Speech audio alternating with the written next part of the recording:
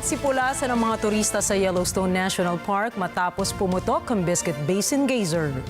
Ito ay para makaiwas sa pinaghalong mainit na tubig, bato at debris na binuga ng geyser. Mga detalye ng balita, ibabahagi maya-maya.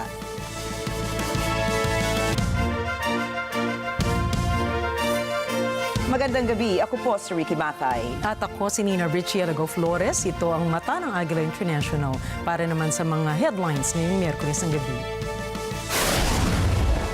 Bagyong Carina naging super typhoon na bago lumabas ng Philippine Area of Responsibility. Metro Manila ay sinailalim sa state of calamity dahil sa hagupit ng Bagyong Carina at habagat.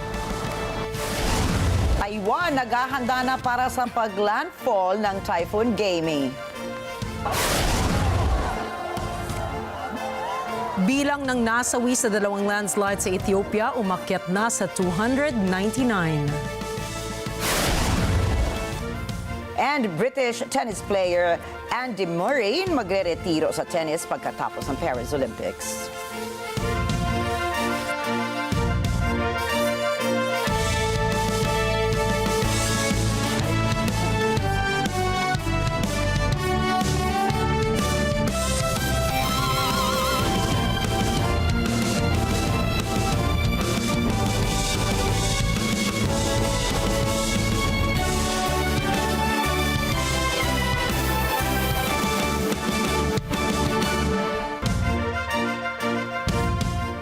Tinalo ni Super Typhoon Carina ang Bagyong Ondoy sa amount of rainfall. Ayon po yan mismo sa ulat ng Science Garden sa Quezon City.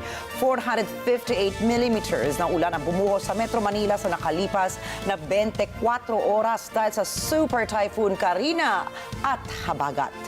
Mas mataas ang rainfall na ito kumpara sa 455 millimeters ng ulan na naitala ng Bagyong Ondoy noong Setyembre 2009. Patuloy namang minomonitor ng pag-asa ang pananalasa ng Super Typhoon Carina sa loob ng ating bansa.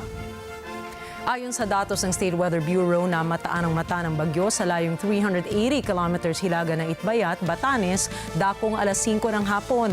Nagdeklara naman ng Storm Signal No. 2 sa Batanes. Itinaas naman ang Storm Signal No. 1 sa Babuyan Islands, hilagang bahagi ng mainland Cagayan at hilagang bahagi ng Ilocos Norte. Isinailalim na sa state of calamity ang Metro Manila dahil sa pinagsamang hagupit ng Super Typhoon Carina at ng habagat. Nagdala na malawak at walang tigil na pag-ulan ng Super Typhoon at habagat hindi lamang sa buong Metro Manila, subalit naramdaman din ito sa mga karatig lalawigan at iba pang bahagi ng bansa. Sa pulong ng Metro Manila Council or MMC na pinangunahan ni Interior and Local Government Secretary Benhur Abalos, tiniyak ng mga lokal na pamahalaan na kaagad din ang tutugunan ng mga biktima ng matitinding pagbaha sa Kamaynilaan. What is important right now, magkaroon tayo ng koordinasyon. Yung po sa DSWD, ipapalo up na lang po namin yung request po ninyo, lalo na doon sa mga talagang severely affected like Quezon City and part of Camanava. Sa katunayan, kaagad na nag-deploy ang mga mayors ng rescue team at mga tauhan upang iligtas sa mga na-stranded sa mga kalsada, maging ang mga residenteng nalubog ang mga bahay. Sinabi naman ng Department of Social Welfare and Development na mayroon silang 1 milyong pagkain at non-food items. Anla, may sapat din silang standby funds para sa mga apektado ng Super Typhoon at habagat. Pinasalamatan naman ni Pangulong Ferdinand Marcos Jr. ang mabilis na pagtugon ng mga ahensya ng gobyerno ngayong may kalamidad.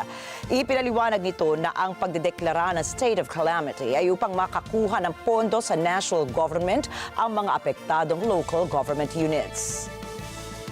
It is also yung pagdeklara ng state of calamity, it's also to access funds para makapag-access na sila ng funds kasi nauubos na yung kanilang emergency na reserve, kukuha sila sa national. So that's what we're working on now.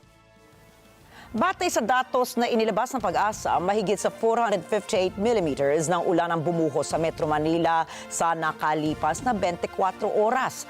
Ayon sa National Disaster Risk Reduction and Management Council, umabot na sa 183,464 na pamilya ang naaapektuhan ng malakas na pag-ulan. Sa nasabing bilang, 8,230 na pamilya o 35,388 na katao ang nasa loob ng 90 evacuation centers, habang nasa 115,668 na pamilya o 576,936 na individual ang pansamantalang nakikituloy sa kanilang mga kaanak. Nais ng ilang mambabatas na maisama sa Department of Education curriculum ang mga mag-aaral o ng mga mag-aaral ang usapin ukol sa West Philippine Sea o WPS. Isinusulong din nila na isama sa curriculum ang United Nations Convention on the Law of the Sea arbitral ruling na naipanalo ng bansa taong 2016. Naninindigan si Camarines Sur 3rd District Representative Gabriel Bordado Jr. na sa pamamagitan ng pagsasama sa mga aralin ukol sa territorial rights ng Pilipinas at kahalagahan ng pambansang soberanya sa school curriculum ay matitiyak ang mga kabataang Pilipino ay magiging mahusay sa kasaysayan ng bansa. Sang-ayon naman ng iba pang mambabatas at sinabing ang 2016 arbitral ruling ng UNCLOS ay isang mahalagang sandali sa kasaysayan ng Pilipinas. Anila, pinatutunayan lamang ito na ang Pilipinas ang may sovereign rights sa mga teritoryo na inaangkin ng China. Kinumpirma ng Philippine Coast Guard or PCG ang pagdaan ng dalawang barko ng Chinese Coast Guard or CCG malapit sa El Nido, Palawan. Ayon kay PCG spokesperson for the West Philippine Sea na si Jay Tariela, hindi nakapirmi at sa halip ay kumikilos ang nasabing barko ng China. Dagdag pa ni Tariela, hindi rin lumapit ang mga ito sa lugar at patuloy na naglayag patungo sa hilagang direksyon. Batay naman sa ulat ni US Marine expert na si Ray Powell, dalawang barko ng CCG na may hull numbers na 3015 at 3301 ang dumaan na may layong 40 nautical miles mula sa El Nido. Dagdag pa na marine expert, ipinadala ng China ang dalawang barko sa nasabing lugar para sa isang intrusive patrol upang igiit ang kanilang pag-angkin sa soberanya sa West Philippine Sea.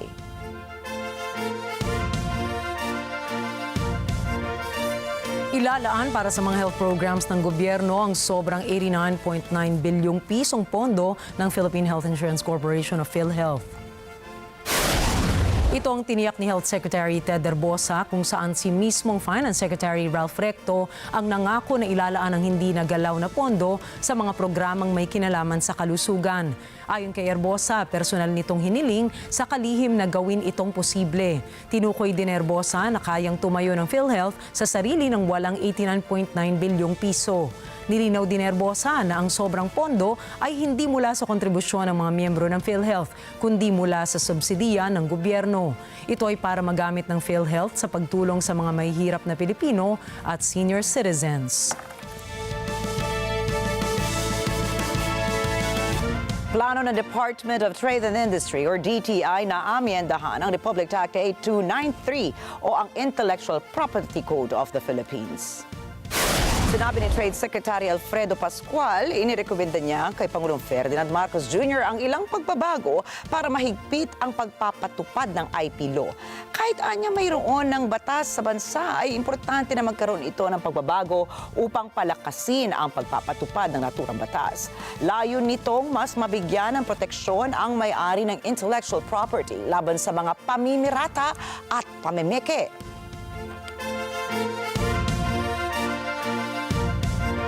Nakatakdang bawiin ng Bureau of Immigration ang mga visa ng mga dayuhan na nagtatrabaho sa mga Philippine Offshore Gaming Operators o POGO sa ating bansa.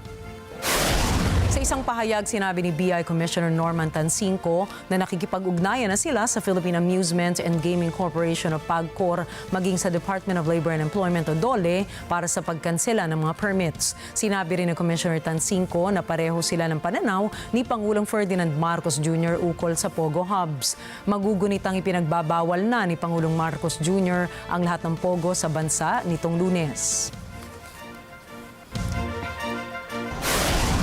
Susunod, ilang aktibidad sa annual Taiwan War Games kanselado dahil sa Typhoon Gaimi.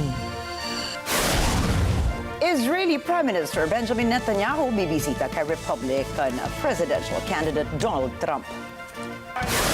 At survey says Kamala Harris lamang kay Donald Trump. Yan at iba pang mga balita sa pagbabalik ng Mata ng Agila International.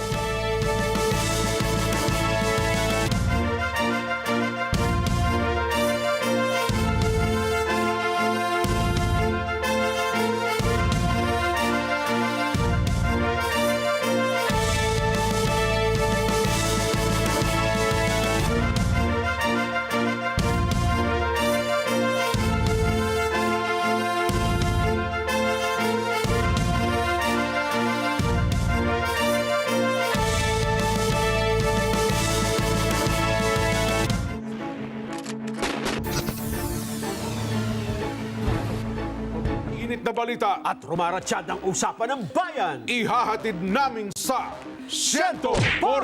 100% ang pagbabalita. 100% talakayan!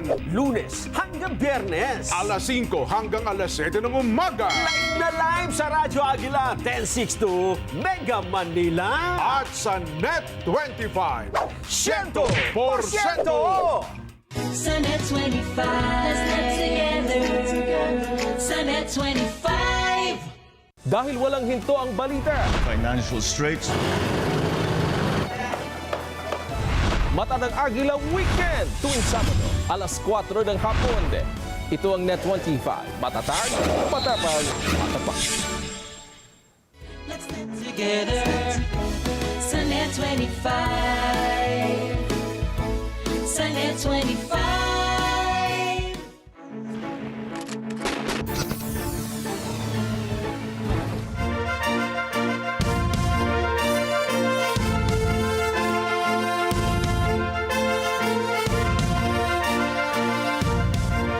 Kinailangan ng ipatigil ang operasyon ng mga merkado sa Taiwan dahil sa banta ng bagyong Gaimi na tinatawag na bagyong Carina sa Pilipinas.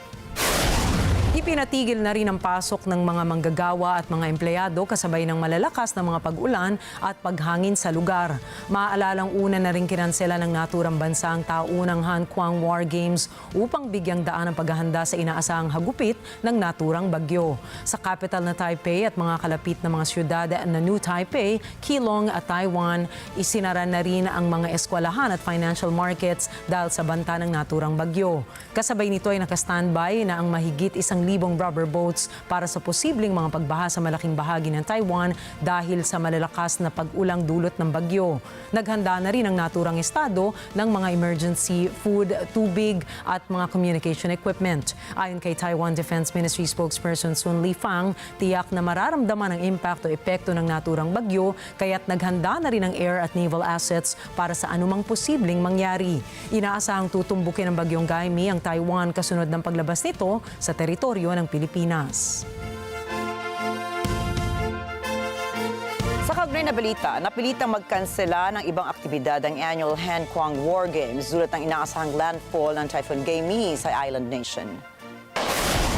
Ayon sa Taiwanese Meteorological Service, inaasahang bumaba ang nasabing bagyo ngayong gabi hanggang kinaumagahan ng Huwebes. Dahil dito ay minarapat ang Defense Ministry na huwag ipagpatuloy ang scheduled fighter jet at naval exercises dala ng potensyal na komplikasyong maaaring madulot ng pagpapatuloy rito.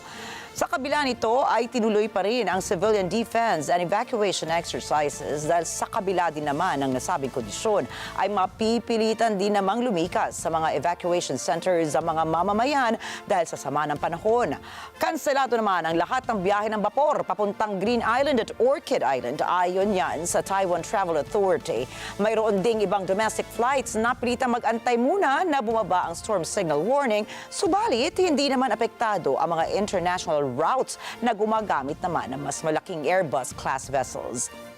Bagamat malaki ang pinsalang dinudulot ng mga bagyo sa Taiwan, inaasahan din ito ng gobyerno upang mapuno ng ang kanilang mga imbakan ng tubig na ginagamit din nila pagdating ng taglamig. Muli na namang nagpadala ang North Korea ng mga lobo na may laman na basura patungo sa South Korea. Ayon sa Presidential Security Service, ang mga lobo ay lumapag malapit sa opisina ng Pangulo. Kinumpirma na nila na ang mga bagay sa loob ng mga lobo ay walang mga kontaminante o iba pang panganib. Mula noong Mayo, madalas nagpapalipad ang North Korea ng daan-daang lobo na may iba't ibang uri ng basura sa border nila ng South Korea. Ayon sa Pyongyang, ito ay isang pagganti sa patuloy na kampanyang propaganda ng mga tumakas na North Korean at mga aktivista sa South. Nagpulong ang Association of Southeast Asian Nations sa Laos upang itulak muli ang hindi matuloy-tuloy na hakbang para lutusin ang krisis sa Myanmar at pababain ang tensyon sa South China Sea. Nadismaya ang ASEAN sa pag-atras ng pamahalaang militar sa Myanmar na tuparin ang kanilang pangako sa isang dialogo. Gayunpaman, hindi pa rin malinaw kung magkakaroon ng progreso sa ilalim ng pangangasiwa ng Laos sa pagpupulong. Bukod pa rito, inaasahan ding itutulak ng ASEAN ang pagtatapos ng isang matagal ng inaasam na Code of Conduct kasama ang Beijing hinggil sa South China Sea. Ang pagpupulong ng mga foreign ministers ay susundan ng dalawa pang summit sa Laos sa Sabado na tatalakay naman sa mga pangunahing isyong pandaigdigan. Nakatakdang dumalo sa mga darating na summits ang United States, European Union, Japan, China, Russia at iba pa. United Kingdom dapat maging handa sa isang digmaan laban sa Russia, China, Iran at North Korea. Yan mismo ang sinabi ni UK General Rolly Walker sa isang talumpati. Para sa detalye, narito si Leslie Borbon. Nagbabala si General Rolly Walker na kailangang maging handa ang United Kingdom sa loob ng 3 taon upang sumabak sa isang gyera. Tinawag niyang axis of upheaval ang Russia, China, Iran at North Korea. Binigyang diin ng general na hindi maiiwasan ang isang conflict. Manalo o matalo man daw ang Moscow, ay posibleng gumanti si Russian President Vladimir Putin sa mga bansang sumuporta sa Ukraine. Sinabi ni General Walker na posible ring salakayin ng China ang Taiwan, habang patuloy naman ang pag-develop ng Iran ng nuclear weapons. Sa gitna nito, anya, ay hindi rin natatapos ang mga pagbabanta ng Pyongyang sa Korean Peninsula. Kapansin-pansin anya na lalong tumitibay ang relasyon ng Russia, China, Iran at North Korea, partikular na sa weapons and technology systems. Giit ni General Walker, ito ay isang hamon na haharapin nila sa mga taong 2027 hanggang 2028. Kaugnay nito, nangako si Prime Minister na kanyang dadagdagan ng 2% ang pondo ng UK Defense System. Leslie Borbon para sa mata ng Agila International. Trusted, connected, on point. Sa Washington, inaresto ang dose-dosenang pro-Palestinian protesters sa U.S. Capitol isang araw bago magtalumpati si Israeli Prime Minister Benjamin Netanyahu. Suot ang mga pulang kamiseta na may nakasulat na Jews say stop arming Israel at not in my name at kumakanta ang mga demonstrador na nakapalibot sa gitna ng Cannon Rotunda ng Capitol. Ito ay isang araw bago magsalita si Israeli Prime Minister Benjamin Netanyahu sa harap ng U.S. Congress. Inaresto isa-isa ang mga nagpoprotesta papalabas ng Capitol at sinabing wala itong pahintulot na magprotesta sa loob ng gusali. Hanggang ngayon ay hindi pa rin humihinto ang giyera sa pagitan ng Israel at Hamas.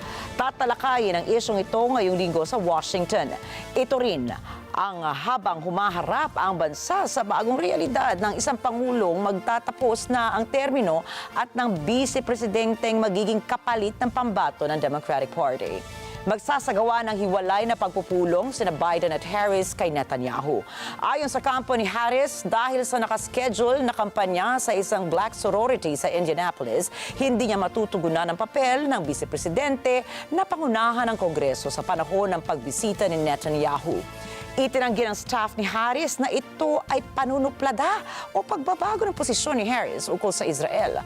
Ayon sa isang aide, hindi pa rin matitinag ang pangako nito sa Israel. Hindi rin madadaluhan ni Biden ang talumpati ni Netanyahu.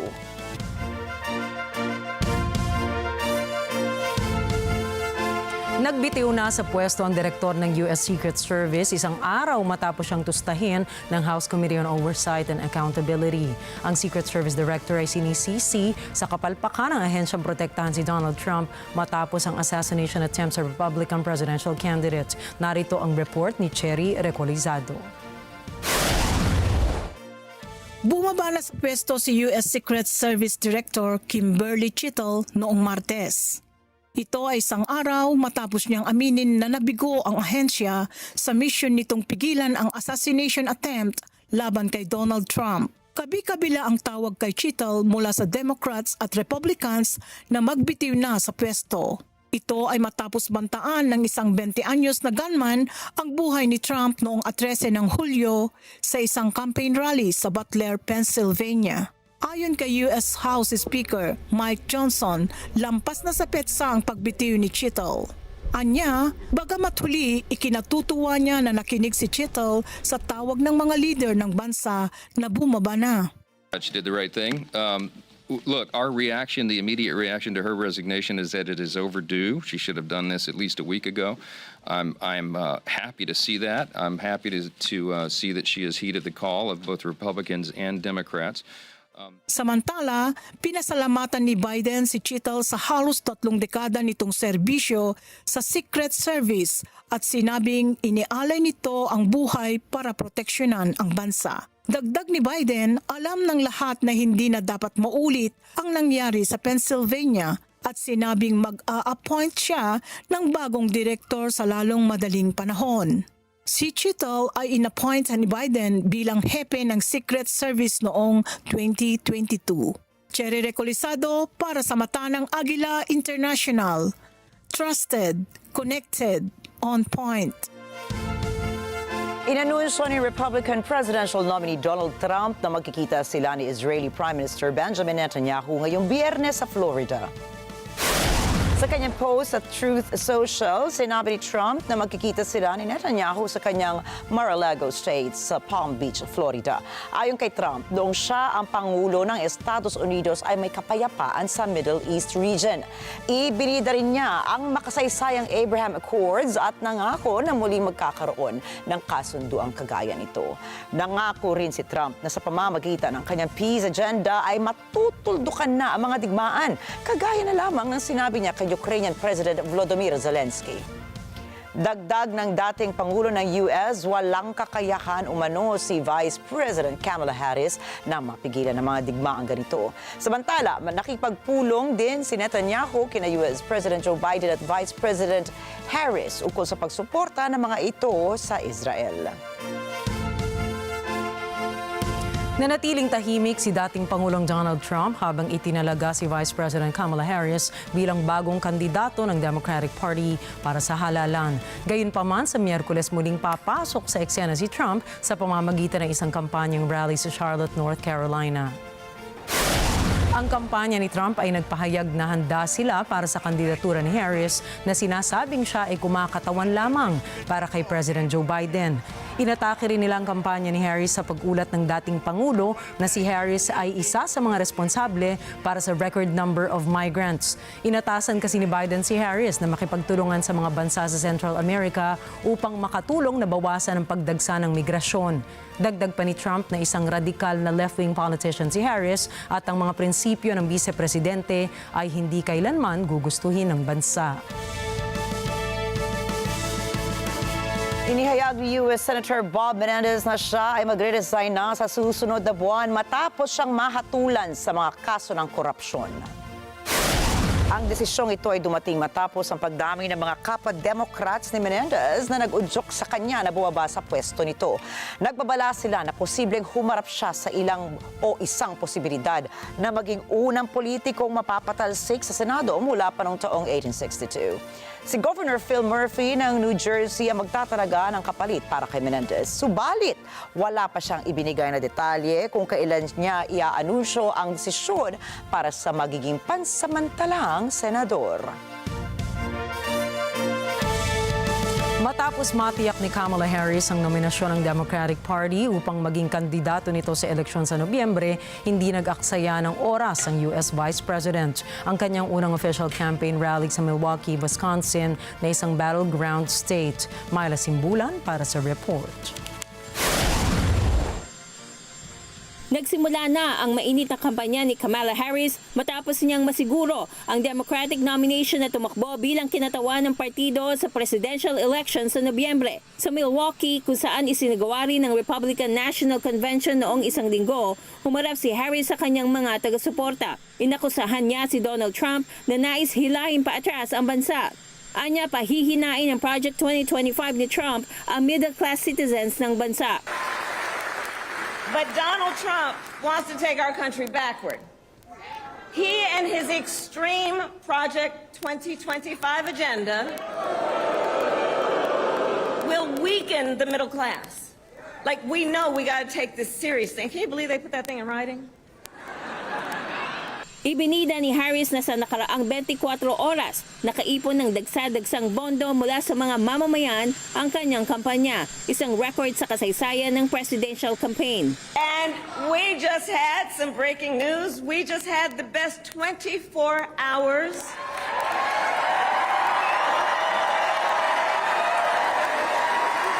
of grassroots fundraising in presidential campaign history. Tinanong ni Harris ang mga nasa rally kung papipiliin ano ang gusto nila, bayan ng kaguluhan at pananakot o bayan ng kalayaan at pakikiramay.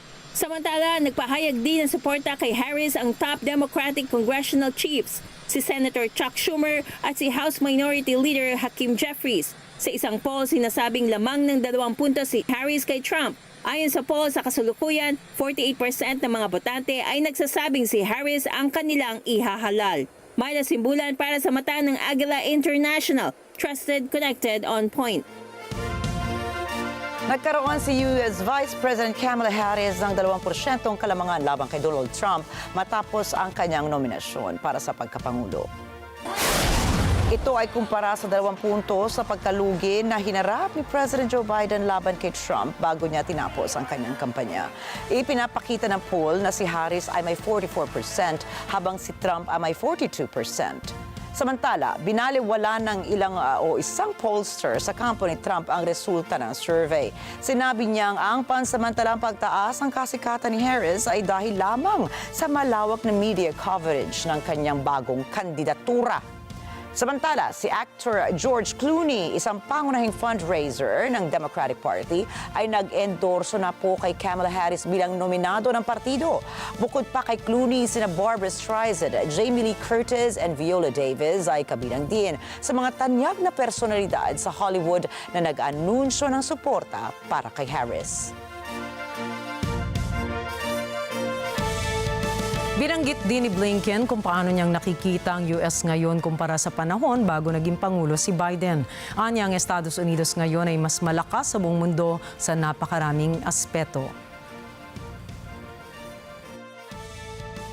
Nasa kampanya Ibinida ni State Secretary Antony Blinken na ang forte ni Vice President Kamala Harris ay foreign policy. Ani Blinken, ang tinig ni Harris para sa bansa ay dinirinig sa mundo. I experience it very much is her forte because, as I said, I've seen her not only around the world, but I've seen her on the most critical foreign policy questions of our time in the Situation Room at the White House, in the Oval Office with the President. And my observation is she's a very strong, very effective, and deeply respected voice for our country around the world. So time and again, I've seen her leadership in literally every corner of the world. Binanggit din ni Blinken kung paano niyang nakikita ang US ngayon kumpara sa panahon bago naging Pangulo si Biden. Anya, ang Estados Unidos ngayon ay mas malakas sa buong mundo sa napakaraming aspeto. My perspective on the instructions that the President gave me from day one, rebuilding, re-energizing, reimagining all of our alliances and partnerships, our standing around the world is infinitely stronger than it was when he took office. Samantala, nasa pangangampanya na si Harris noong Martes matapos niyang tiyakin ang Democratic presidential nomination.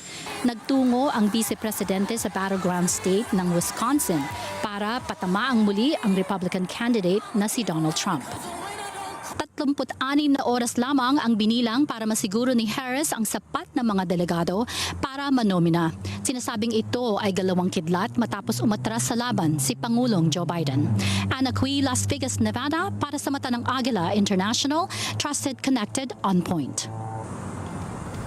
Ana, nai-report kahapon na maraming major Democratic donors ang nagpaparamdam ng suporta nila kay Harris base sa pagdagsa ng cash donation sa kampanya niya.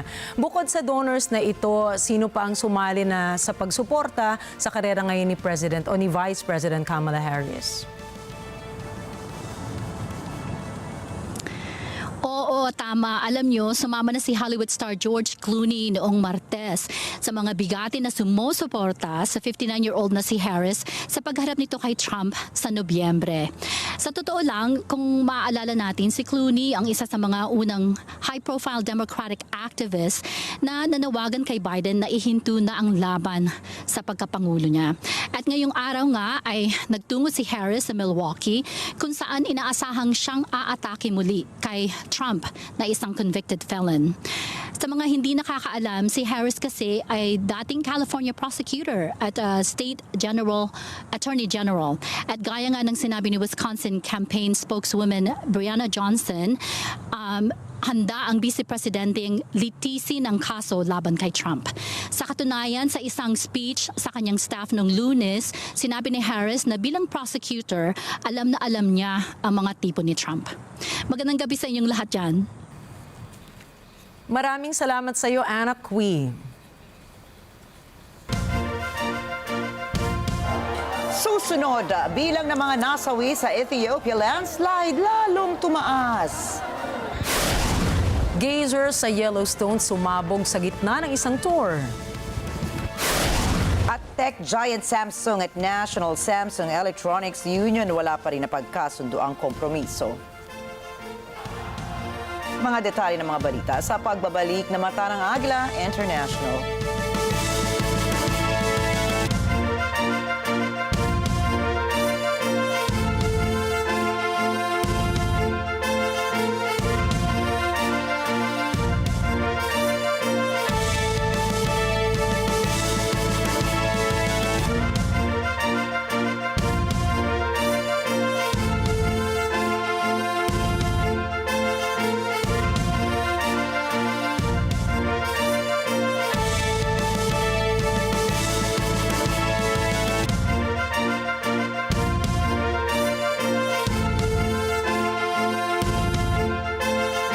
Nakakalungkot po eh. Bakit? Nasunog po yung kanin. Naiwanan ni Tita Mocha yung stove nakabukas eh. Yung wallet ko kasi, nakalimutan ko yata.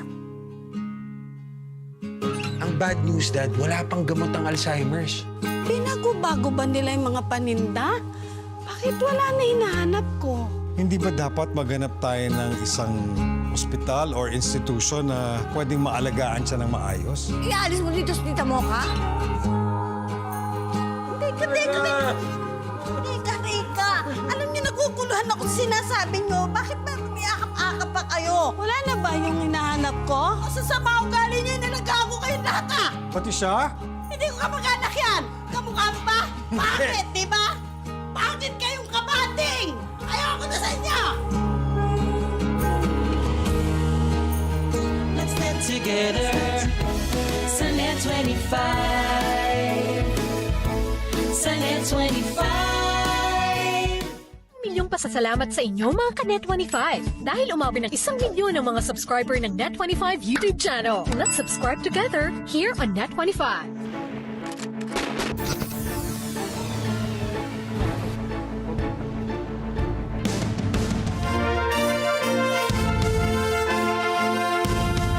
Umabot na sa 229 ang nasawi sa naganap na dalawang landslides sa southern Ethiopia.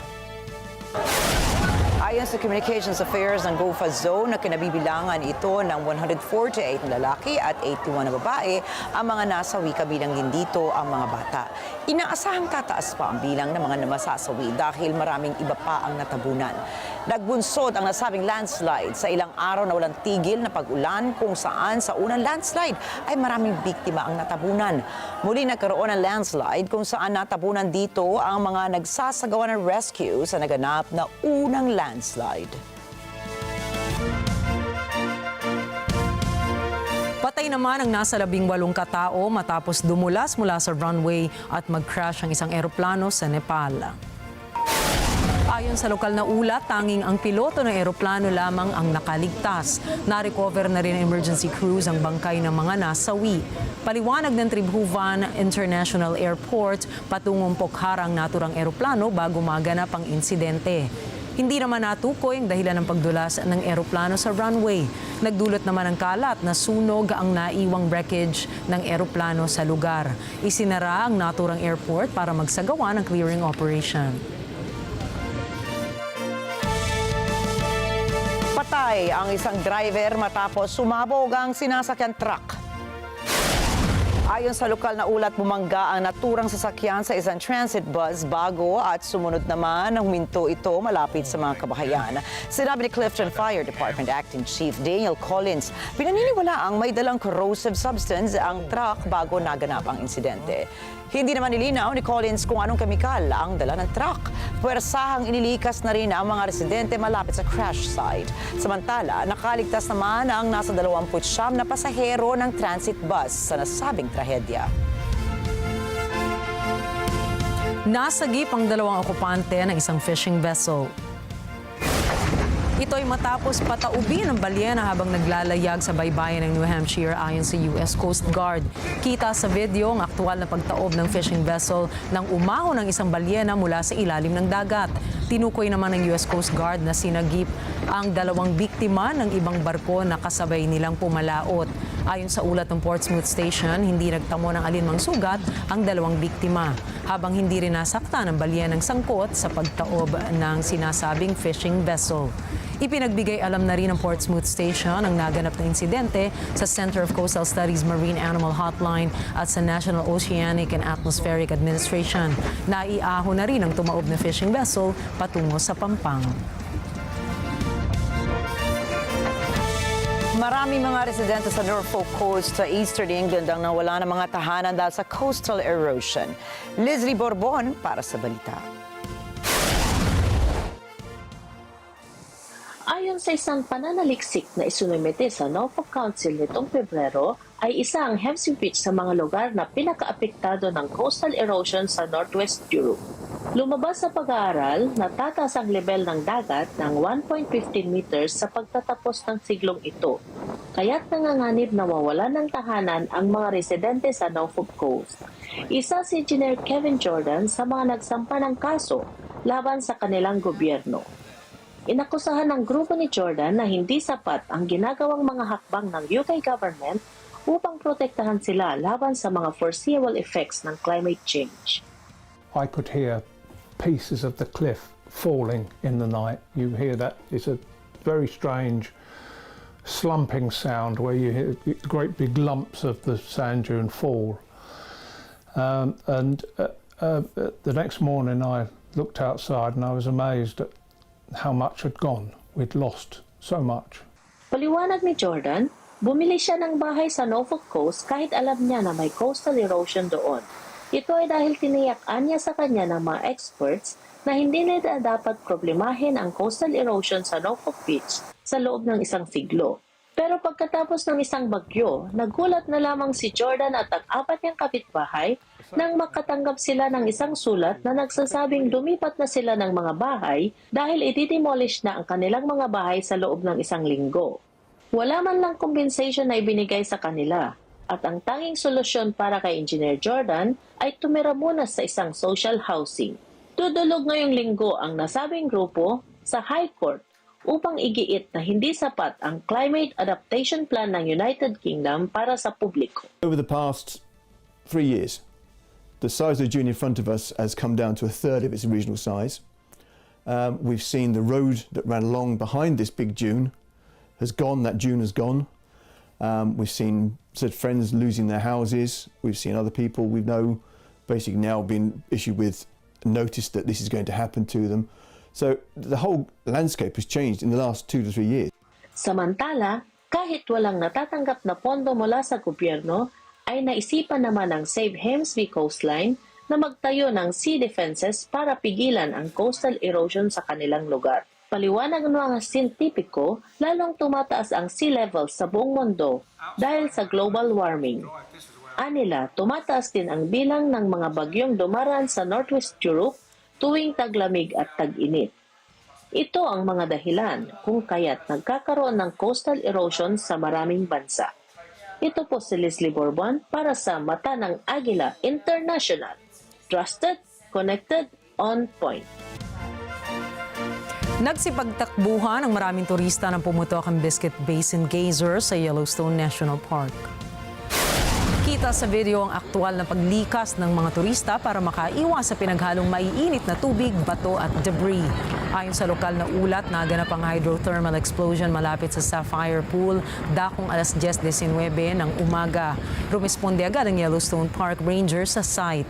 Isinara naman ang mga lugar para tsakin ang kaligtasan ng publiko. Kinumpirma rin ng Yellowstone Park Rangers na walang nasaktan sa naganap na insidente. Sa Estados Unidos, sinabi ng Centers for Disease Control and Prevention na noong 2022, 1 sa 4 na tao sa bansa ay 70 milyon ay naiulat na may kapansanan o disability. Sa Washington, alamin po natin ang detalye mula kay Jeff Sanidad. Sa kauna-unahang pagkakataon, nangalap ng data ang 2022 Behavioral Risk Factor Surveillance System o BRFSS sa mga nararamdaman kaugnay ng long COVID. Ang long COVID ay sinasabing mga sintomas na tumatagal ng 3 buwan o lampas pa na wala naman sa isang individual bago ito nagkaroon ng COVID. Ayon sa 2022 BRFSS, ang sintomas ng long COVID ay mas nararanasan ng mga tao sa bansa na may kapansanan kung ihahambing sa mga walang kapansanan. Batay sa datang nakolekta, higit sa 10% ng 70 milyong adults sa US na iniulat na may kapansanan noong 2022 na may long COVID. Ayon sa CDC, bagamat sino man na magka-SARS-CoV-2 infection ay maaaring makaranas ng long COVID, sinasabi ng data na may mga grupo ng individual na mas delikadong makadevelop nito. Kasama sa mga grupong ito ay mga taong may kapansanan. Sa kasalukuyan, ang CDC, clinicians, mga partner ng pampublikong kalusugan at iba pang ahensya ng pamahalaan ay nagtutulungan upang lalong maunawaan ang impact ng long COVID sa mga tao. Ito rin ay upang lalong matunton at masuportahan ang mga pangangailangan ng mga taong may kapansanan. Rekomendasyon pa rin ng CDC na ang bakuna ang pinakamabisang proteksyon laban sa COVID-19 at sa iba pang mga seryosong epekto nito. Jeff Sanidad, Washington DC para sa Mata ng Agila International. Trusted, connected, on point. Jeff, bukod sa relasyon sa pagitan ng long COVID at ng adults with disabilities dyan sa US, ano-ano pa ba ang findings na binanggit sa CDC report?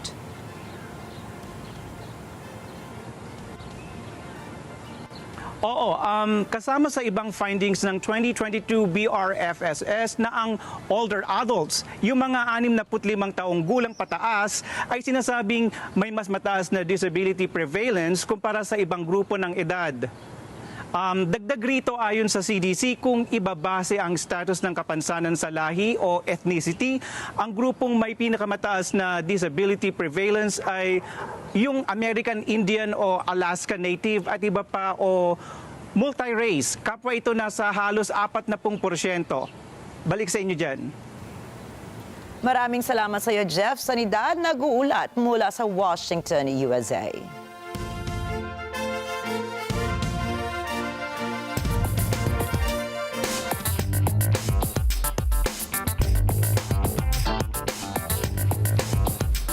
Ang netong kita ng French luxury giant na LVMH sa kalahating taon ay bumaba ng 14%. Ito ay sinasabing dahil sa hindi tiyak na kalagayang geopolitical at pang-ekonomiya. Si Yolanda Aspiras para sa mga detalye. Ang Ang pagbaba ng kita ng LVMH na 7.26 billion euros o 7.88 billion dollars ay sinabayan pa ng 1% pagbaba sa benta na umabot naman sa 41.68 billion euros.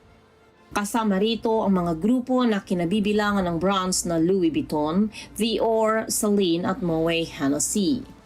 Ang resulta ng benta ng mga leader sa luxury industry ay matagal nang hinihintay. Ito ay matapos magulat ng British brand na Burberry at Cartier owner na Richemont noong nakaraang linggo ng malaking pagbaba ng benta nito sa China. Ang Swatch Group na nagmamay-ari din ng ilang luxury watch brands tulad ng Omega at Tissot ay nagulat din ng bumagal na paggastos ng mga Chino sa mga high-end na produkto. Hindi nagbigay ang LVMH ng buong breakdown ng benta ayon sa rehiyon. Ngunit sinabi nila na tumaas ang benta ng kumpanya sa Europa, Estados Unidos at Japan. Yolanda Aspiras para sa Mata ng Agila International. Trusted, connected, on point. Bigo ang management ng Samsung Electronics at National Samsung Electronics Union or that's NSEU na magkasundo para sa isang wage increase. Ayon sa media sources, nag-uusap ang dalawang panig sa ika-9 na pagkakataon, subalit wala itong maayos na resulta. Umabot ng halos 8 oras ang kanilang pag-uusap kung saan nag-alok ang Samsung ng 5.6% increase sa sahod ng mga empleyado. Subalit, nais naman ng NSEU na 5.6% wage increase ang ibigay sa kanila ng Samsung. Dahil walang napagkasundo ang wage hike, tuloy pa rin ang strike ng mga Samsung employees. Ayon sa media sources, nag-usap ang dalawang panig sa ika-9 na pagkakataon, subalit wala itong maayos na naging resulta.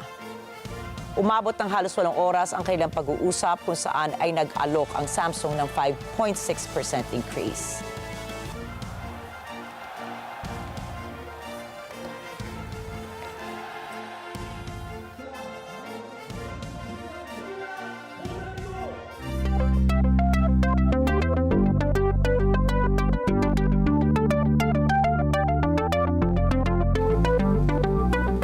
Kinumpirma ng Russian Space Agency Roscosmos na plano ng Moscow na magtayo ng panibagong space station nito sa taong 2027. Ayon sa Roscosmos, tatawagin itong Russian Orbital Service Station o ROS. Dagdag ng Space Agency sa taong 2028 naman ay planong magsagawa ang Russia crewed mission para dito.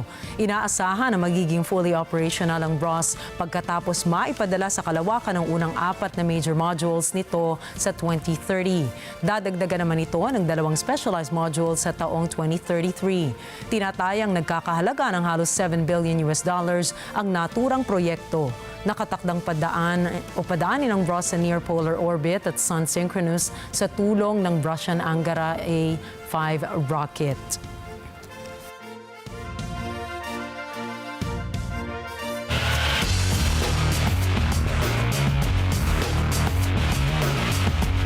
Inanunsyo ni 3-time Grand Slam champion Andy Murray na ito ay magre-retiro na pagkatapos ng 2024 Paris Olympics. Sa kanyang social media account ay nag-post ito ng pasasalamat sa Great Britain dahil sa pagre-representa niya ng ilang beses sa Olympics. Dagdag pa nito na pag natapos na ang Paris Olympics ay doon na niya tutultukan ang kanyang 19 years na paglalaro. Magugunitang napilitang umatras ito sa Wimbledon singles dahil sa hindi pa gumagaling ang kanyang spinal cyst procedure. Lumahok siya sa doubles kasama ang kapatid na si Jamie, subalit nabigo sila sa unang round.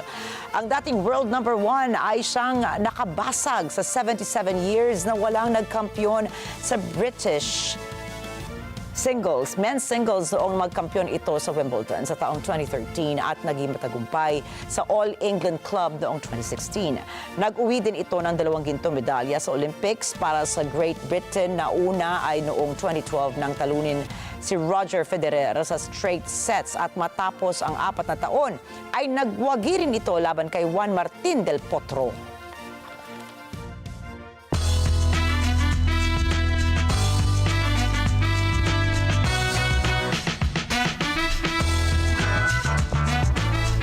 Nag-viral si Miss Kansas na si Alexis Smith matapos i-call out ang kanyang domestic violence abuser sa stage.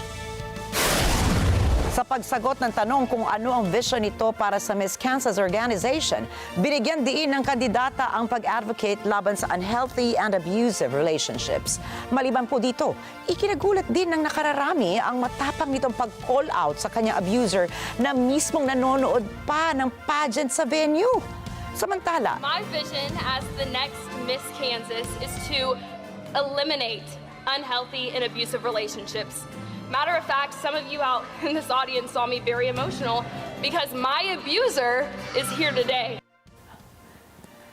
Samantala, binanggit din ng beauty queen na lahat ng babae sa kanyang pamilya ay nakaranas ng karahasan dahilan para mas maging malapit ang loob nito sa kanyang cause o layunin. Nakatakdang lumaban si Smith sa Miss America kung saan ire-represent ito ang state ng Kansas, dala-dala ang advokasya laban sa domestic violence. Pinabulaanan ng South Korean label na Adore ang alegasyon sa plagiarism ng kantang Bubblegum ng New Jeans mula sa isang English band song. Matapos magdiwang ng New Jeans sa kanilang ikalawang anibersaryo ay naglabas naman ng pahayag ang Adore at paliwanag sa issue na ibinabato sa grupo. Ayon pa sa Adore ay kinonsulta nila ang mga songwriters ng Bubblegum kung saan ay sinabi nila na hindi nila ginamit ang kanta ng Shack Attack Band. Kinumpirma naman ng dalawang musicologists na sumuri sa dalawang kanta na magkaiba ang chord progressions, tempo at kabuuang ritmo ng mga ito. Binigyan din ng kumpanya na ang mga ganitong akusasyon ay walang katotohanan at hindi dapat agad na paniwalaan ng publiko. Samantala, inilabas naman ang kantang Bubblegum noong April 26 na may nakakaaliw na catchy pop tune at groovy vibe. Binubuo ang South Korean girl group ng mga miyembro na sina Minji, Hani, Danielle, Herin at Hien. Mahigit sa 50 paintings and drawings ng marine artist ngayon ang nakatakdang isubasta sa United Kingdom. Kinilala ang pintor ng koleksyon na si Jack Rigg na minsan nang nagtrabaho sa Buckingham Palace at maging sa White House. Nagtrabaho si Jack ng 80 taon bilang marino, kasabay nito ang kanyang pagkahilig sa pagpipinta kung saan mapapansin ang mga larawan ng coastal landscapes na gawa sa watercolor, oil paints at pen. Karamihan sa mga naturang paintings ay matagal nang nakasabit sa kanyang studio at hindi pa nailalabas sa publiko. Ayon sa fine arts specialist na si Dominic Cox, isa ang mga gawa ni Jack sa mga natatanging paintings sa sumisimbolo sa galing at husay ng mga marinong pintor. Kabilang sa mga agaw-pansin niyang paintings ay ang Robin Hood's Bay, Scarborough, Whitby, The Humber at Thames. Samantala, pumanaw naman si Jack nitong nakaraang taon sa edad na 76 kung saan ay napagdesisyonan ng kanyang pamilya na ilabas ang kanyang mga paintings bilang pag-alaala. Inilabas naman ng toy company na Mattel ngayon ang kanilang kauna-unahang blind Barbie doll bilang bahagi ng mas inklusibo na hakbang ng kumpanya. Ayon sa American Foundation for the Blind o AFB, ang latest Barbie doll ay may dalang red cane na may marshmallow tip habang suot nito ang sunglasses. Gumamit din ang kumpanya ng tactile fabric para sa damit nito kung saan makikita ang satiny blouse, textured ruffle skirt at colored hook fasteners. Bukod sa Barbie doll at sa damit ay binigyang pansin din nila ang packaging nito na may natatanging detalye ng braille writing. Naniniwala naman ng Mattel na ang paggawa ng ganitong uri ng mga manika ay ang pagpapakita ng lubos nilang pagsuporta sa mga charities gaya ng AFB at Royal National Institute of Blind People. Samantala, kasabay ng blind Barbie doll ay inilabas din ng Mattel ang isang black Barbie doll na sumisimbolo naman sa pagkakapantay-pantay ng kagandahan na mayroon sa lipunan.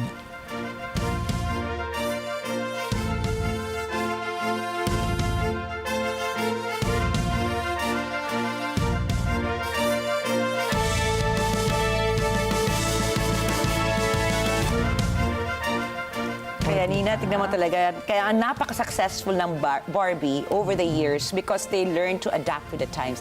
Bukod dyan ma-share ko lang ito, bagong balita din.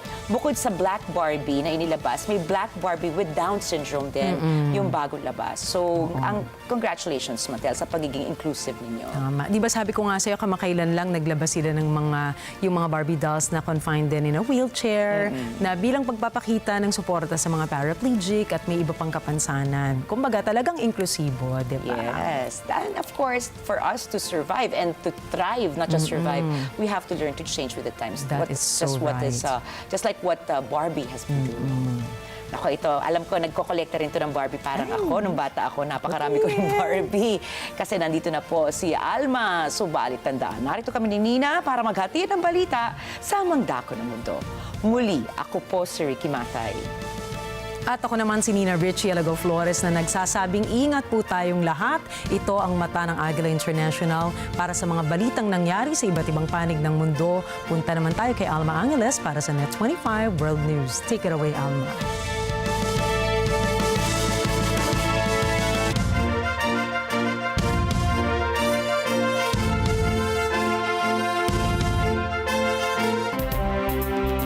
Good evening, everyone. Thank you, Nina and Ricky. You're watching Net 25 World News. I'm Alma Angeles on tonight's headlines. Sinabihan ko lang sila mag-focus lang ng mabuti doon sa mga areas na sa hanggang ngayon ay hindi pa natin may pasok. President Marcos Jr. has urged government agencies to prioritize assistance to isolated areas affected by Typhoon Carina and the intensified southwest monsoon, known locally as Habagat, which continue to bring heavy rains to parts of the country. Vice President Harris kicks off her campaign in the battleground state of Wisconsin. So, Wisconsin, I am told as of this morning that we have earned the support of enough delegates to secure the Democratic nomination. With renewed enthusiasm from voters and Democratic leaders. Kamala Harris and her candidacy has excited and energized the House Democratic Caucus. Meanwhile, the head of the Secret Service has resigned following the attempted assassination of former President Donald Trump on July 13th. Our reaction, the immediate reaction to her resignation is that it is overdue. She should have done this at least a week ago. The news starts now.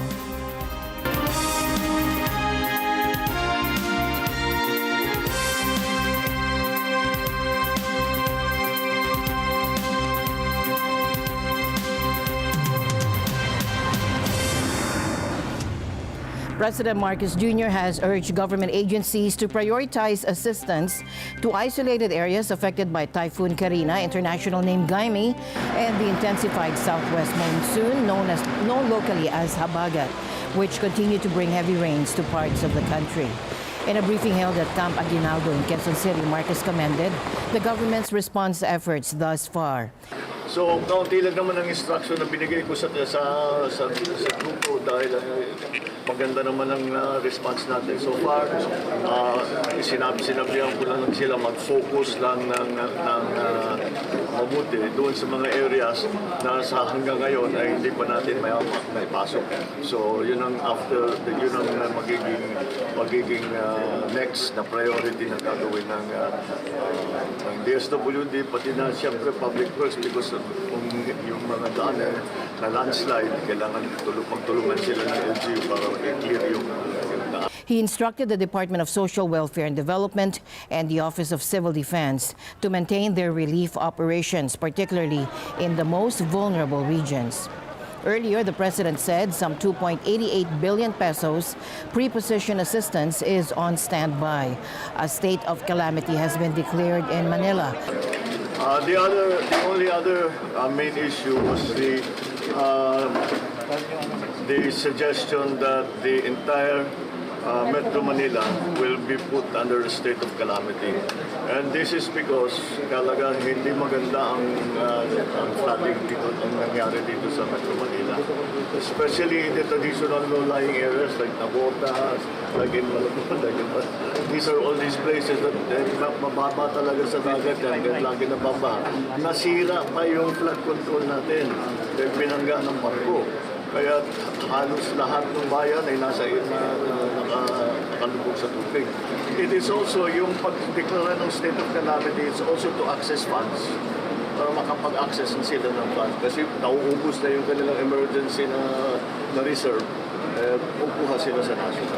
Unlocking funds for relief efforts after the state weather forecaster issued warnings of serious floodings in some areas. Government offices have been closed and classes suspended, with at least 80 domestic and international flights canceled. Additionally, tens of thousands of customers have lost power due to the severe weather. Grabe ang perwisyo kasi inabot yung bahay namin. Hanggang second floor na po. Nagpunta po kami doon sa may Walter, bibili sana kami ng pagkain. Pag-uwi namin gano'n na po ang nangyari. Hindi naman kami makapasok. Hindi kasi ako makauwi sa bahay kaya nandito lang ako eh. So lubog na yung bahay namin sa baba dito. Senior weather specialist Glyza Escolar explained to AFP that the peak of the rainy season typically occurs in July and August, and the current typhoon in the eastern waters of the Philippines is intensifying the southwest monsoon. Escolar noted that more than 200 millimeters, nearly 8 inches of rain, has fallen in the capital over the past 24 hours, which she described as not unusual for this time of the year. Heavy rain, strong winds, and high waves are now battering Taiwan's northeastern Yilan County as Typhoon Gaimi lashes the island. President Lai Ching-te addressed the nation in a morning emergency briefing, urging everyone to prioritize safety. 凯米台风是今年第一个进入台湾的台风，我非常感谢刘世芳部长跟地方的首长，在第一时间都依法迅速的开设应变指挥中心，而且都是以最严格的态度来面对这次的台风。 都是一起开设，那我也勉励了我们各位全国父老乡亲，在台风期间，非必要不要出门，尤其不能够到危险的地方。这样的话，我相信我们整个防救灾会更加的顺利。当然，我也希望我们全体不管中央或地方参与防救灾工作的各位同仁，也能够注意安全，也能够注意安全。 安全第一，安全第一。好，谢谢大家，我们继续努力。好，谢谢。 Schools are closed, the stock market is suspended, and a typhoon holiday has been declared across Taiwan, packing winds of 100 miles per hour. Gaimi has also impacted Japan and the Philippines, prompting government closures. Landfall is expected by 10 p.m. in northeastern Taiwan. The typhoon forced the cancellation of some Han Kuang War Games, but an anti-landing drill was proceeded as planned. Over 2,100 people have been evacuated from high-risk areas due to landslide threats. Transportation has been disrupted with train and ferry services suspended. Despite the storm, chip giant TSMC plans to maintain production, implementing standard typhoon protocols at all facilities. Typhoon Gaimi is expected to be the strongest to hit Taiwan in 8 years. The island's weather authority said today, hours before its forecast landfall. Vice President Harris, addressing a jubilant crowd of Wisconsin Democrats, declared the baton is in our hands, as she argued that she is leading a new generation into the future. In the first rally of her presidential campaign, Harris energized a lively audience in the crucial battleground state of Wisconsin.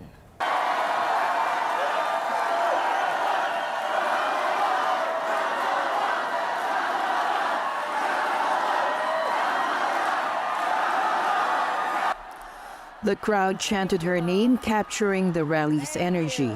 So, Wisconsin, I am told as of this morning that we have earned the support of enough delegates to secure the Democratic nomination.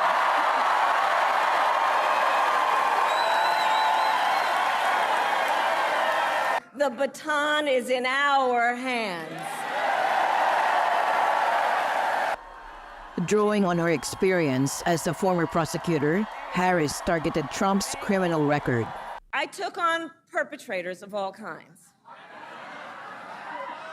Predators, who abused women, fraudsters who ripped off consumers, cheaters who broke the rules for their own gain. So hear me when I say, I know Donald Trump's type. I will proudly put my record against his any day of the week. Harris's campaign is gaining momentum, fueled by substantial fundraising and influential endorsements. Her team reports raising over $100 million since President Biden exited the race. Today, top Democrats in Congress, Senator Chuck Schumer and Representative Hakeem Jeffries, publicly endorsed Harris. But President Biden's selfless decision has given the Democratic Party the opportunity to unite behind a new nominee, and boy, oh boy, are we enthusiastic. Since President Biden's announcement, we've seen the Democratic Party swiftly coalesce behind Vice President Kamala Harris. Kamala Harris and her candidacy has excited and energized the House Democratic Caucus, the Democratic Party, and the nation. Vice President Harris has earned the nomination. A crucial decision for Harris is selecting a running mate, with numerous hopefuls, primarily Democratic governors, making their case. Until a running mate is chosen, the spotlight remains on Harris.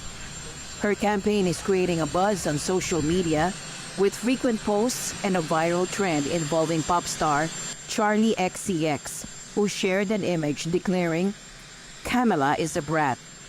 The specific meaning of brat is secondary to the message. It showcases Harris's appeal to younger voters, a group Biden struggled to engage. Harris's authentic and youthful approach is resonating with this demographic. With Biden's age no longer a campaign issue, sources indicate that Harris will highlight Trump's age, noting that he is 78, while she is 59, nearly 20 years younger. The U.S. State Secretary praises Vice President Kamala Harris's very strong, very effective, and deeply respected voice for the country around the world. This 2 days after President Joe Biden endorses Harris as the Democratic candidate for the November elections, and after the Vice President has very swiftly secured the party's nomination. Anna Cui reports. State Secretary Antony Blinken touts that Vice President Kamala Harris's forte is foreign policy. Blinken says Harris's voice for the country bears weight around the world. My experience, it very much is her forte because, as I said, I've seen her not only around the world, but I've seen her on the most critical foreign policy questions of our time in the Situation Room at the White House, in the Oval Office with the President. And my observation is she's a very strong, very effective, and deeply respected voice for our country around the world. So time and again, I've seen her leadership in literally every corner of the world. Blinken also mentions how he sees the U.S. now compared from before President Joe Biden was president. He says the United States is now stronger around the world in so many frontiers. My perspective on the instructions the President gave me from day one, rebuilding, re-energizing, reimagining all of our alliances and partnerships, our standing around the world is infinitely stronger than it was when he took office. Meanwhile, Harris hits the campaign trail Tuesday after she effectively clinches the Democratic presidential nomination. The vice president heads to the battleground state of Wisconsin to renew her attacks on Republican candidate Donald Trump. Harris took just 36 hours to secure enough delegates to be nominated, a move of lightning speed after President Joe Biden's exit from the race. Anna Cui for Net 25 World News. Back to you, Alma. And now we're joined by Anna Cui. Anna, we know that major Democratic donors have expressed their support for Harris by significantly funding her campaign. Aside from these donors, who else has stepped up to back the vice president? Yes, Alma, Hollywood star George Clooney on Tuesday joins a series of heavyweights in backing 59-year-old Harris to face Trump in November. Also, as you may know, Clooney was one of the first high-profile Democratic activists to urge President Biden to drop his re-election bid. And as Harris heads to Milwaukee, she's expected to launch another attack on convicted felon Trump. And Alma, as you know, Harris was a California prosecutor and state attorney general. And as Wisconsin campaign spokeswoman Brianna Johnson puts it, the vice president is prepared to prosecute the case against Trump. In fact, in a speech to her staff on Monday, Harris said that as a prosecutor, she knew Donald Trump's type. Alma? Thank you, Anna. It's clear that Vice President Harris is gaining momentum and support from key figures across the country. As the campaign intensifies, all eyes will be on her strategy, and messages will continue to follow her journey to November closely. Vice President Harris has been criticized by the Kremlin, which accuses her of having an unfriendly stance towards Russia. When asked about Harris's potential as the Democratic candidate, Kremlin spokesman Dmitry Peskov commented, "There have been statements filled with unfriendly rhetoric towards our country." Take a look. President Putin's office also claims she has not made any significant contributions to U.S.-Russia relations during the Biden administration. Harris has announced her intention to maintain President Biden's policies on Russia if she wins the upcoming election in November, signaling strong support for Ukraine's efforts in the conflict with Russia. In terms of Middle East policy, Harris has indicated plans for some changes. This comes as Israeli Prime Minister Benjamin Netanyahu visits the U.S. to address Congress on July 24th. Although Harris and several other Democrats will not attend the address, she has confirmed a private meeting with Netanyahu at the White House. I will seek to anchor the bipartisan support that is so important for Israel. And I will tell my friends on both sides of the aisle that regardless who the American people choose as their next president, Israel remains America's indispensable and strong ally in the Middle East. I plan to see President Biden, whom I've known for over 40 years. This will be an opportunity to thank him for the things he did for Israel in the war and during his long and distinguished career in public service as senator, as vice president, and as president. It will also be an opportunity to discuss with him how to advance in the critical months ahead the goals that are important for both our countries. Achieving the release of all our hostages, defeating Hamas, confronting the terror axis of Iran and its proxies, and ensuring that all Israel citizens return safely to their homes in the north and in the south. Reports suggest that Harris will assure Netanyahu of ongoing U.S. support for Israel's security while advocating for an immediate ceasefire in Gaza. She has previously been critical of Israel's handling of the humanitarian situation in Gaza. Despite this, Netanyahu remains optimistic about cooperation with the U.S. regardless of the administration. On the domestic front, Harris has received significant support, notably from Mexico's first female president, Claudia Sheinbaum, who expressed her backing for Harris and stressed the importance of maintaining a strong relationship with the elected U.S. president. With the election just 4 months away, foreign policy is a key concern for voters, and Vice President Harris's commitment to continuing President Biden's foreign policies will be closely watched. His honesty, his integrity, his commitment to his faith and his family, his big heart, and his love, deep love of our country. And I am firsthand witness that every day our President Joe Biden fights for the American people, and we are deeply, deeply grateful for his service to our nation. In office.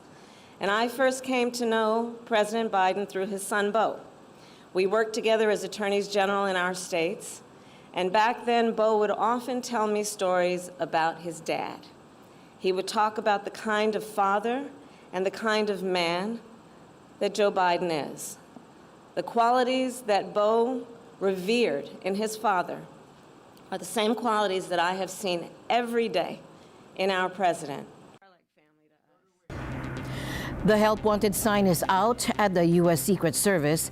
The agency's director, Kimberly Chettle, turned in her resignation a day after acknowledging that the agency had failed in its mission to prevent an assassination attempt against Donald Trump. Carlo Valdez has that story. Chettle faced bipartisan calls to step down after a 20-year-old gunman wounded the former Republican president and current White House candidate at the July 13th campaign rally in Butler, Pennsylvania. Republican Speaker of the House of Representatives Mike Johnson says it's about time Chettle decided to call it quits. Press conference. I'm glad she did the right thing. Look, our reaction, the immediate reaction to her resignation is that it is overdue. She should have done this at least a week ago. I'm happy to see that. I'm happy to see that she has heeded the call of both Republicans and Democrats. President Joe Biden thanked Chettle for her nearly 3 decades in the Secret Service. He says she has selflessly dedicated and risked her life to protect the country throughout her career. Biden added, "We all know that what happened that day can never happen again." He says he plans to appoint a new director soon. Reacting to her resignation, Trump wrote on Truth Social, "The Biden-Harris administration did not properly protect me, and I was forced to take a bullet for democracy. It was my great honor to do so." Chettle told a congressional committee on Monday the attack on Trump represented the most significant operational failure of the Secret Service in decades. Solemn mission is to protect our nation's leaders. On July 13th, we failed. As a director of the United States Secret Service, I take full responsibility for any security lapse of our agency. The gunman opened fire on Trump with an assault rifle just minutes after he began speaking at the campaign event. Moments later, a Secret Service sniper killed him. Chettle says the Secret Service had been alerted 2 to 5 times ahead of the attack about a suspicious individual at the rally, but had been unable to locate him before he opened fire. 2 rally attendees suffered serious gunshot wounds, and a 50-year-old Pennsylvania firefighter died in the gunfire. Chettle served as a Secret Service agent for 27 years before leaving in 2021 to become the head of security for PepsiCo in North America. She was named to head the agency by Biden in 2022. Carlo Valdez for Net 25 World News. A passenger plane crashed shortly after takeoff in Kathmandu, Nepal this morning, killing 18 people, and the pilot is the sole survivor and is in critical condition. The plane, carrying mostly airline staff, burst into flames upon impact. Rescue crews have recovered the bodies of all 18 victims, including 1 foreign national. Nepal has a history of aviation accidents, raising concerns about safety standards in the country's airline industry, and authorities are investigating the cause of the crash. म यो प्लेन एक्सिडेन्टमा पसलभित्र थिएँ एकदम ठुलो आवाज आयो यो सडकमा चाहिँ मैले ट्रक पल्टाएर जस्तो आवाज आयो कि त्यो 2 टुक्रा भएपछि हामी पनि भाग्यौँ भागेर उता जाँदाखेरि त्यसको बिचमा यहाँ आइपुग्यो प्लेनहरूबाट आइपुग्यो आगो लागिसकेपछि हामी त्यहाँ आगो लागेको ठाउँमा जान लागेका थियौँ एकदम विस्फोट भएपछि फेरि भागेर यतैबाट फर्केर आयौँ. We'll be back with more news right after this break. Stay tuned.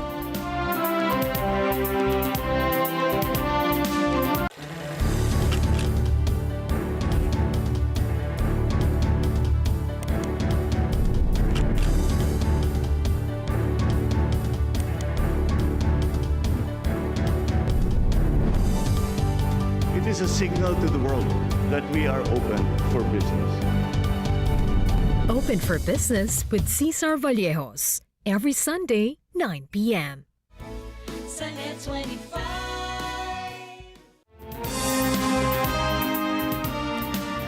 In the United States, the Centers for Disease Control and Prevention reveals that in 2022, 1 in 4 adults in the country, that's 70 million people, reported having a disability. In Washington, Jeff Sanidad tells us what was seen as a common factor among the 10% of these 70 million adults. For the first time ever, the 2022 Behavioral Risk Factor Surveillance System, or BRFSS, collected data on the experiences with long COVID. Long COVID is defined as symptoms that last 3 months and beyond that a person did not have before COVID. The 2022 BRFSS finds that long COVID symptoms were more prevalent among people in the U.S. with disabilities compared to those without. Data collected show that more than 10% of the 70 million adults in the country reported to have a disability in 2022 have long COVID. The CDC says although anyone who gets a SARS-CoV-2 infection can experience long COVID, data show that certain groups of people are at a higher risk of developing it. These groups include people with disabilities. At present, CDC, clinicians, public health partners, and other federal agencies are collaborating to better understand the impact of long COVID. This to better identify and support the needs of people with disabilities.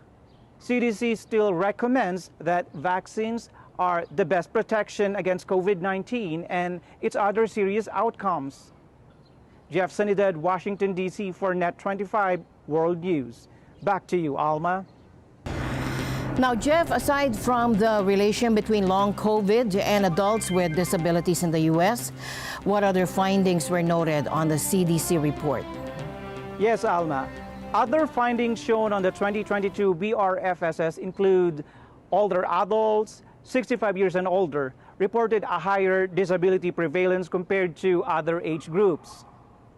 Also, when examining disability status by race or ethnicity, the groups with the highest prevalence identified as American Indian or Alaska Native and others or multi-race. Both were at close to 40%, Alma.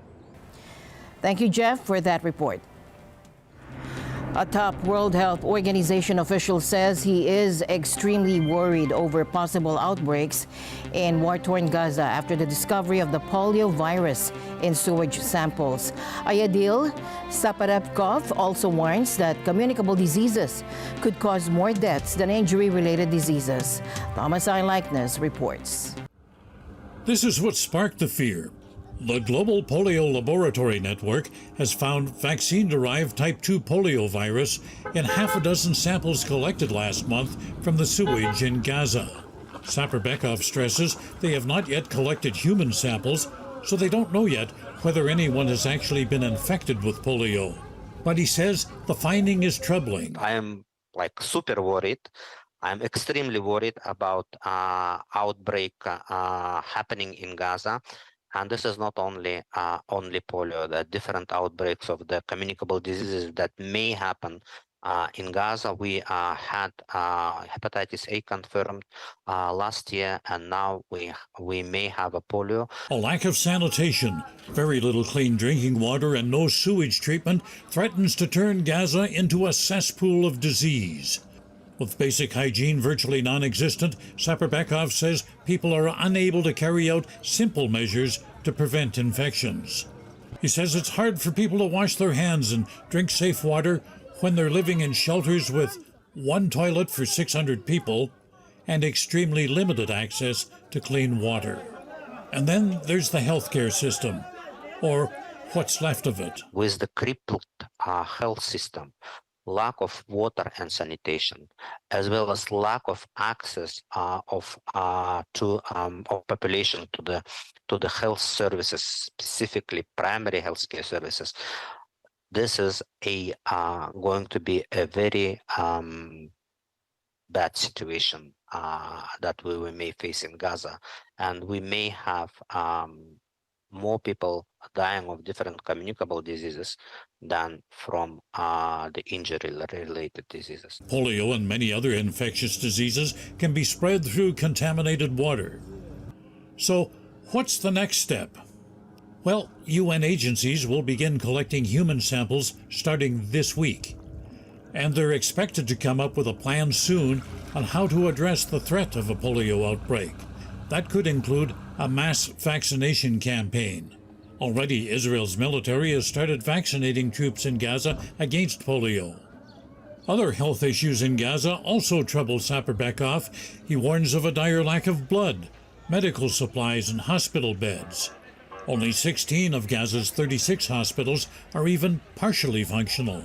He says there's a long line of people who need to go elsewhere for medical care. As far as the number of people who are still awaiting for the evacuation, there are around up to 14,000 people who may need to seek medical treatment outside of the Gaza Strip. The reality for many Gazans is that when the military action one day ends, Disease will take over as the territory's leading cause of death.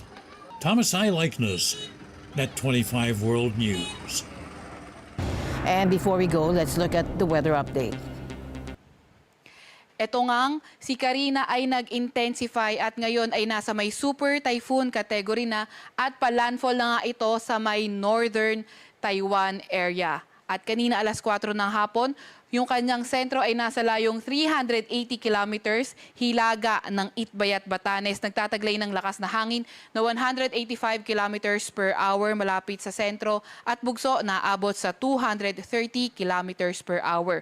Kumikilos ito sa direksyong northwest sa bilis na 20 kilometers per hour. Na-reach na nitong si Carina yung kanyang peak intensity as super typhoon at posible na maglandfall sa northern part ng Taiwan area. And then itong si Carina, pagka-landfall niya sa may Taiwan, posibleng humina nga ulit ito, maging typhoon category, and then posible na itong lumabas by tomorrow morning ng ating Philippine Area of Responsibility.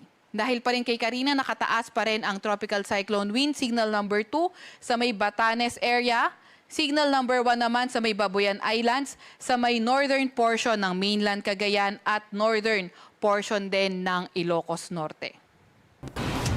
And that's it for tonight's broadcast. For everyone here on Net 25, take care. Have a safe evening. I'm Alma Angeles. We'll see you back tomorrow. Good night.